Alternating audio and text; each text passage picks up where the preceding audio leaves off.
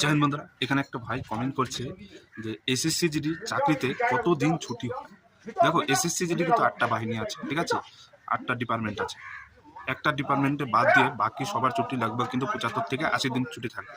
CISF central industrial security ফোর্সের ছুটি হবে বছরে তোমার 45 দিন, 15 দিনের সিএল আর 30 দিনের ইএল একবার, ঠিক আছে।